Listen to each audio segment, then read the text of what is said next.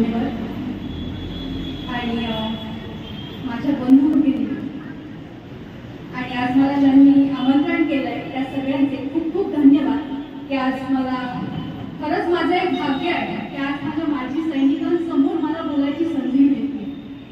आणि एकंदरीत मी 8-10 वर्षापासून बघते की आमचे पथनाट्य चालू असायची तेव्हा त्या बघायला यायच्या.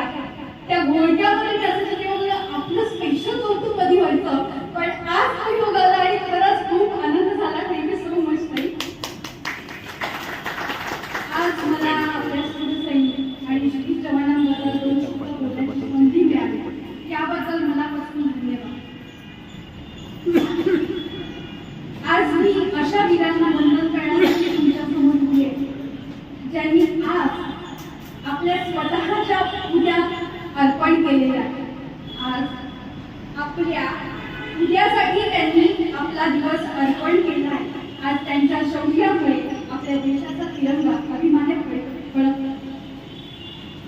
आपण रात्री निर्धास्त झोपतो पण आपल्या सुखासाठी अहोरात्र जे जागे असतात ना ते असतात सैनिक.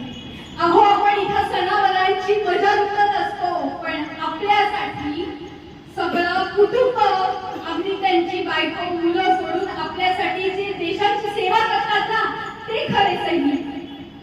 आणि आपण सुखात राहावं, आपण आनंदात झोपावं, शांततेत झोपावं यासाठी आपल्या हृदयावरचे गोळ्या खातात ना ते असतात सैनिक.